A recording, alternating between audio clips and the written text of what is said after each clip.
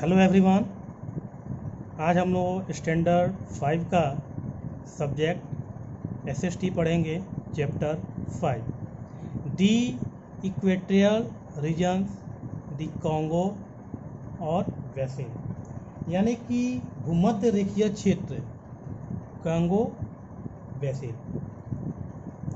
The equatorial region, as the name indicates, are found close to the equator. They are between 0 degree and 10 degree north and south of the equator. These regions have dense rainforest and hot and wet climate. ठीक है, यानी कि equatorial क्षेत्र जैसा कि नाम से संकेत मिलता है और भूमध्य रेखा के करीब पाए जाते हैं। वे भूमध्य रेखा के उत्तर और दक्षिण में 0 डिग्री और 10 डिग्री के बीच में है। इन क्षेत्रों में घने वर्षावन और गर्म और आर्द्र जलवायु होती है। उसके बाद है लोकेशन एंड एरिया, यानी कि उसके स्थान और क्षेत्र के बारे में जानेंगे। The equatorial regions are spread over part of 3 continents: Asia, Africa, and South America. Equator passes through this part of the world in South America. The regions includes the Amazon River basin and the countries of Equator. Colombia and Brazil in Africa. It covers the Congo Basin, Ghana, Liberia, etc. And in Southeast Asia, it covers Malaysia, Singapore, Indonesia, Thailand, parts of Sri Lanka and parts of India. यानी कि भूमध्य रेखीय क्षेत्र 3 महाद्वीपों Asia, Africa और दक्षिण America के भागों में फैला हुआ है। भूमध्य रेखा दुनिया के इस हिस्से से गुजरती है और दक्षिण अमेरिका में क्षेत्र में अमेज़न रिवर बेसिन और अफ्रीका में इक्वाडोर, कोलंबिया और ब्राज़ील के देश शामिल हैं। यह कांगो बेसिन, घाना, लाइबेरिया आदि को कवर करता है और दक्षिण पूर्व एशिया में यह मलेशिया, सिंगापुर को शामिल करता है। इंडोनेशिया, थाईलैंड, श्रीलंका के कुछ हिस्सों और भारत के कुछ हिस्सों में है। ठीक है, उसके बाद हम लोग जानेंगे क्लाइमेट के बारे में। The sun's ray are vertical over the equatorial region, therefore the temperatures here are very high throughout the year. The average temperature is 30 degrees Celsius. The rainfall is heavy and take place almost every day by 3 or 4 p.m. throughout the year. Therefore the humidity is also very high. Let us study about an equatorial region called the Democratic Republic of Congo. यानी कि सूर्य की किरणें भूमध्य रेखीय क्षेत्रों पर लंबवत होती है और इसलिए यहाँ तापमान पूरे वर्ष बहुत अधिक रहता है और उसका औसत तापमान जो होता है वो 30 डिग्री सेल्सियस है।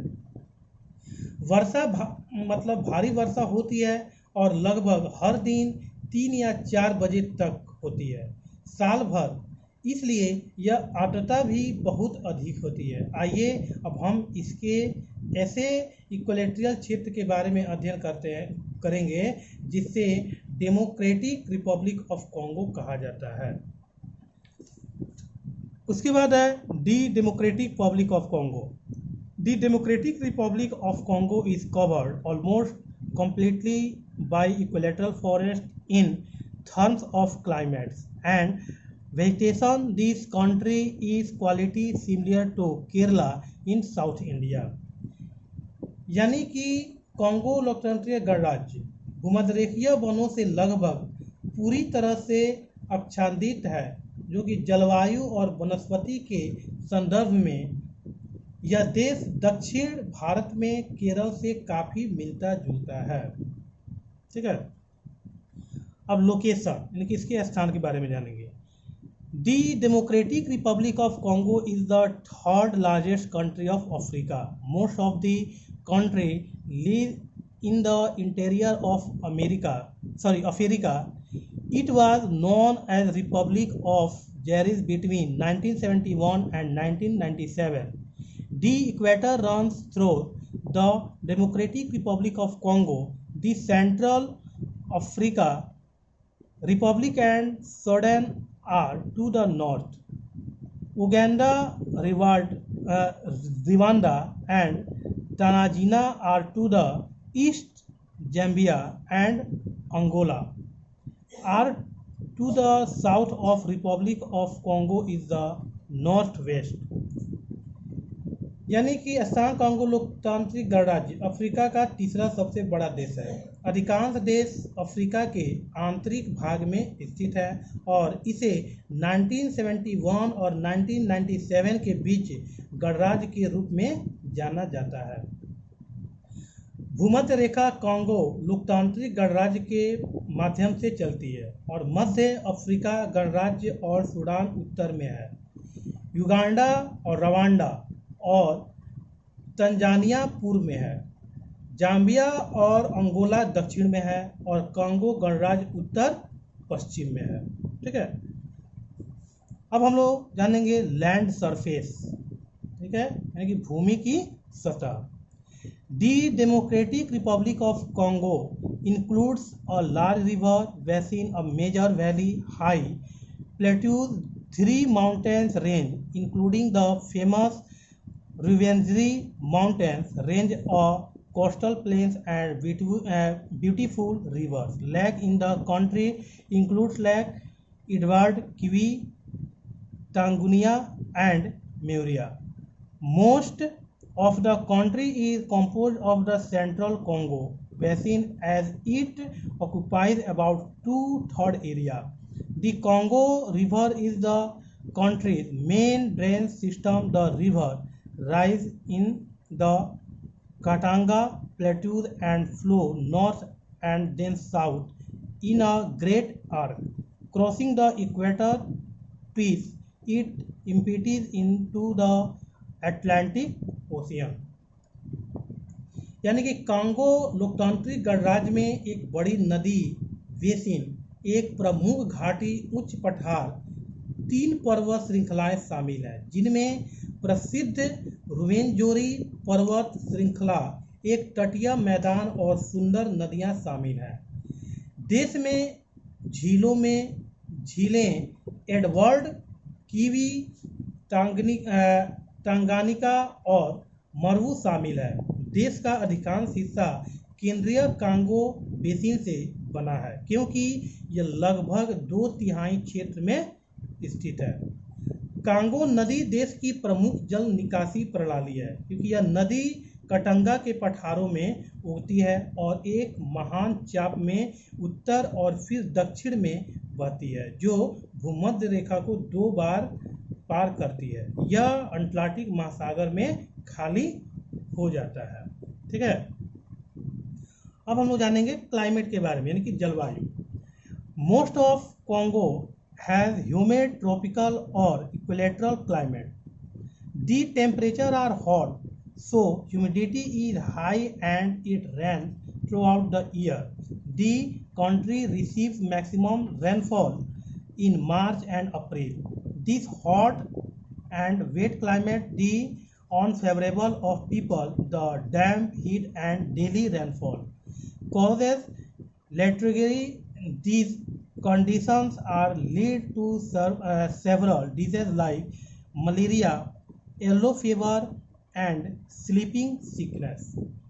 यानी कि कांगो के अधिकांश क्षेत्रों में आर्द्र उष्णकटिबंधीय या भूमध्य रेखीय जलवायु है और तापमान गर्म होता है, इसलिए आर्द्रता अधिकांश होती है और पूरे साल बारिश होती रहती है।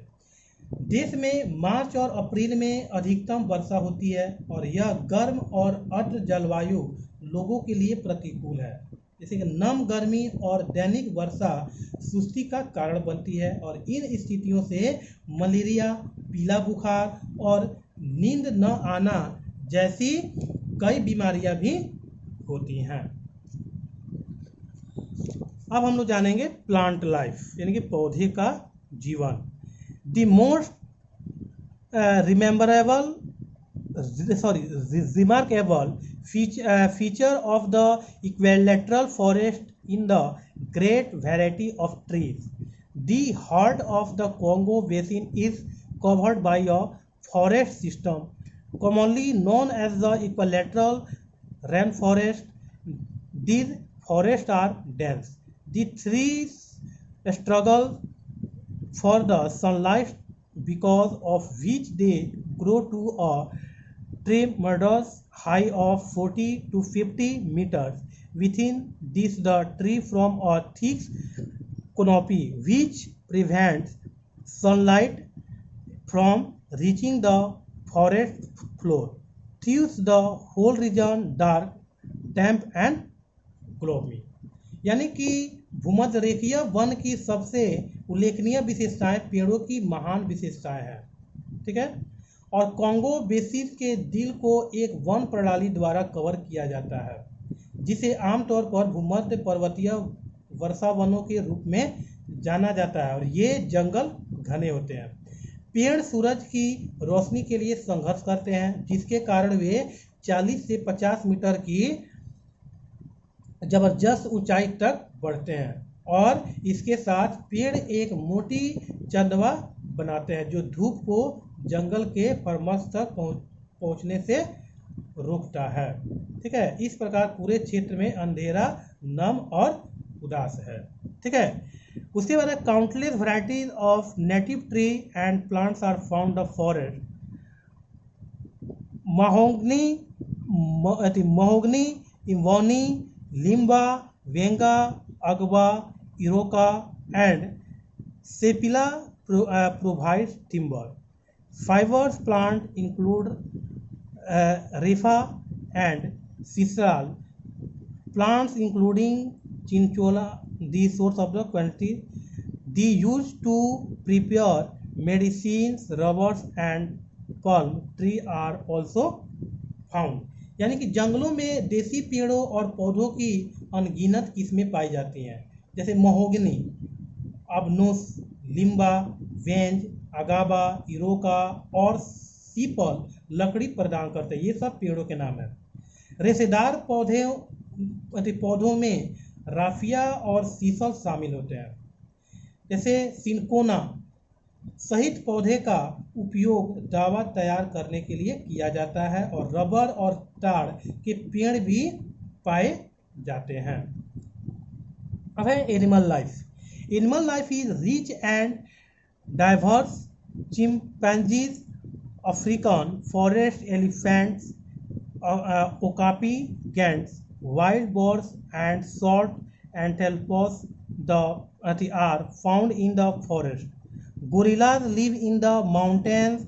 Bonobos are present along the bank of Congo River.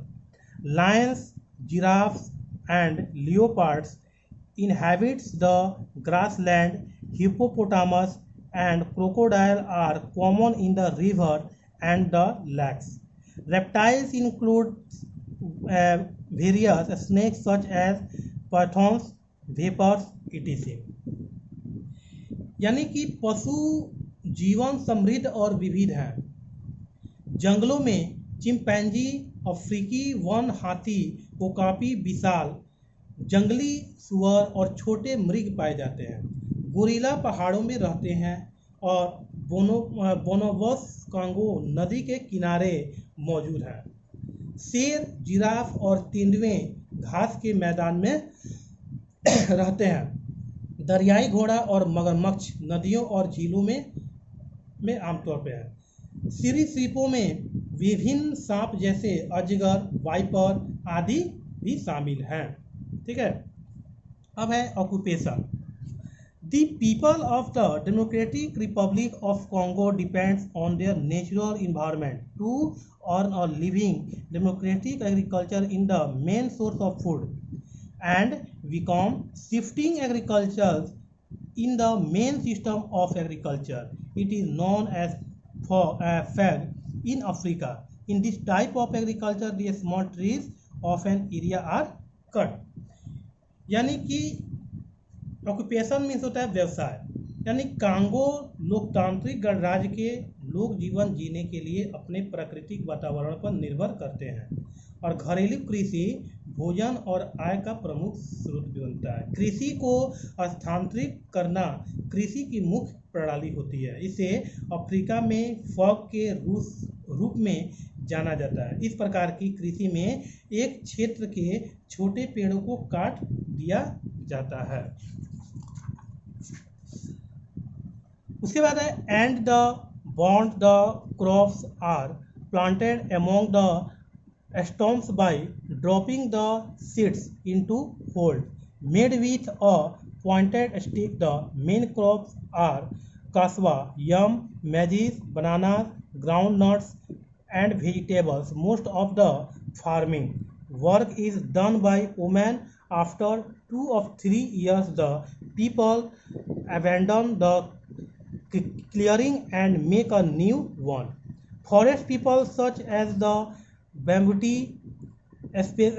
specialists in hunting or fishing. In the grassland, people combine agriculture with hunting and fishing. In some areas in the south of the country, people raises livestock and poultry and also the mining of copper, iron, or ore and other minerals. Food stuffs such as krill and fish are imported. Coffee, palm oil, rubber and cotton are the chief exports. कहा कि और फिर जल गया यानी नुकीले ठंडे से बीज को छेद में डालकर फसलों को स्टॉम्प के बीच लगाया जाता है। मुख्य फसलें हैं जैसे कासवा, रतालू, मक्का, केले, जमीन, मेवा और सब्जियां। खेती का ज़्यादातर काम महिलाओं द्वारा किया जाता है। 2 या 3 साल बाद लोग समाशोधन को त्याग देते हैं और एक नया बनाते हैं। वन के लोग जैसे कि बम्बूती यानी शिकार और मछली पकड़ने के विशेषज्ञ होते हैं। घास के मैदानों में लोग कृषि को शिकार और मछली पकड़ने के साथ जोड़ते हैं। देश के दक्षिण में कुछ क्षेत्रों में लोग पशुधन और मुर्गी पालन करते हैं और तांबा, लौह अयस्क और अन्य खनिजों का खनन भी करते हैं। अनाज और मछली जैसे खाद्य पदार्थों का आयात किया जाता है और कॉफी, ताड़ का तेल, रबड़ और कपास मुख्य निर्यात होते हैं। अब है लैंग्वेजेस यानी कि भाषाएं, यानी कि more than 200 languages are spoken in Congo. The 4 national language are Swahili, Tshiluba, Kiluba, Lingala and Congo French is the official language. यानी कि कांगो में 200 से अधिक भाषाएं बोली जाती हैं। 4 राष्ट्रीय भाषाएं यानी कि स्वाहिली, टीसिलुबा यानी किलुबा, लिंगाला और कॉन्गो है। ठीक है। उसके बाद है फ्रेंच आधिकारिक भाषा है, जैसे धर्म लोगों के पास सर्वोच्च अफ्रीका प्रारंभिक धर्म मान्यताएं हैं। ठीक है। जैसे religious, these people have traditional African religious belief in a supreme being. They pray to their ancestors, spirits of nature and practice magic. Spiritual healers are called Mangans use sacred medicines made of a variety of herbs to cure patients. Today, many Congolese practice Christianity their primary religion. ठीक है ना। वे अपने पूर्वजों, प्रकृति की अद्भुतताओं और जादू का अभ्यास करने के लिए प्रार्थना करते हैं। कि एंजिंग्स नामक आध्यात्मिक उपचार रोगियों को ठीक करने के लिए विभिन्न प्रकार की जड़ी बूटियों से बनी पवित्र दवाओं का उपयोग करते हैं, और आज कई कांगोलेस ईसाई धर्म को अपने प्राथमिक धर्म के रूप में मानते हैं। ठीक है, उसके बाद है ट्रांसपोरेशन। ट्रांसपोरेशन के बारे में हम लोग पढ़ेंगे। ठीक है, तो हम लोग ट्रांसपोरेशन के बारे में पढ़ेंगे। Congo has a poor transportation infrastructure due to which the country in under development. The Congo river and its tributaries are the chief means of transportation and livelihood in the country. This is why the Congo River is called the highway of Central Africa. Beside the river, there are rail, road, and private and public air services. यानी transportation means होता है परिवहन, यानी Congo के पास एक खराब परिवहन ढांचा है जिसकी वजह से देश अविकसित है। कॉन्गो नदी और उसकी सहायता नदियां देश में परिवहन और आजीविका का मुख्य साधन है। यही कारण है कि कॉन्गो नदी को मध्य अफ्रीका का राजमार्ग कहा जाता है, और नदी के अलावा रेल, सड़क और निजी और सार्वजनिक हवाई सेवाएं हैं। उसके बाद है सिटी यानी कि शहर। There are a number of major cities formerly known as Leopoldville after King Leopold ill of willing Kinshasa. The capital is an important commercial and industrial centre. Lombisi is the main diamond mining center. Lichi is a industrial and mining tower. Kanga, Lubavitch, Mobji, Maui and Kisangani are other major cities. Matadi is the country's main port. यानी कि कई शहर प्रमुख शहर हैं, जैसे कि पूर्व में बेल्जियम के किंग लियोपोल्ड इल के बाद लोपोल्डविल के रूप में जाना जाता था। राजधानी एक महत्वपूर्ण वाणिज्यिक और औद्योगिक केंद्र है। लुबोम्बाशी मुख्य हीरा खनन केंद्र है। वहाँ यानी कि लिकासी एक औद्योगिक और खनन शहर है। कनांगा, लुबोम्बाशी, मजूबी मेई और किसनगानी अन्य प्रमुख शहर हैं। मटाडी देश का प्रमुख बंदरगाह है। अब है पीपल यानी कि लोग। The Democratic Republic of the Congo is home to over 200 different ethnic groups. The Bantu tribe constitutes a large majority of the country population. These are tall and dark people with curly hair. They live in village. Their main occupations are agriculture and mining. These families are thought to be the earliest inhabitants of the Congo basin. These are small straw people. Their height is not more than 140 centimeters. These people live in small bands of a few families. They never establish permanent dwellings. They wander from place to place. They are clever in climbing trees. For food they depend on fishing, hunting, and gathering fruits from the forest. Their houses are tiny huts due to the hot and wet climate. They use very little clothing, mainly lawn cloth of bank or skin. यानी Congo लोकतांत्रिक गणराज्य 200 से अधिक विभिन्न जातीय समूहों का घर है। बांटू जनजाति देश की आबादी है और एक बड़ा हिस्सा भी है। ये घुंघराले बालों वाले लंबे और काले लोग हैं। वे गांवों में रहते हैं। उनके मुख्य व्यवसाय कृषि और खनन है। कहते कि पंजेमी को कांगो बेसिन के सबसे शुरुआती निवासी माना जाता है और ये छोटे आकार के लोग होते हैं। उनकी ऊंचाई जो है 140 सेंटीमीटर से अधिक नहीं होती है। ये लोग कुछ ही परिवारों के छोटे छोटे घरों में रहते हैं और वे कभी अस्थायी आवास लेकिन स्थापित नहीं करते हैं। वे जगह जगह भटकते हैं और वे पेड़ों पर चढ़ने में चतुर हैं। भोजन के लिए वे मछली पकड़ने, शिकार करने और जंगलों से फल इकट्ठा करने पर निर्भर करते हैं। उनके घर छोटे झोंपड़े हैं और गर्म और गीली जलवायु के कारण वे बहुत कम कपड़ों का उपयोग करते हैं। मुख्य रूप से छाल या त्वचा के लोग कपड़े पहनते हैं। उसके बाद है कॉन्गो इज बेस्ट, ठीक है। Congo is best known for the music. The rumba style is popular.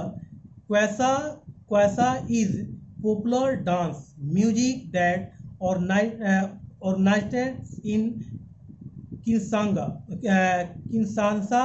The people who live along the Congo River enjoy a number of games and sports, including river boat racing. Tourists can buy handcrafts, including wood carvings, paintings, baskets, jewelry, and masks made by the local tribal people of the country.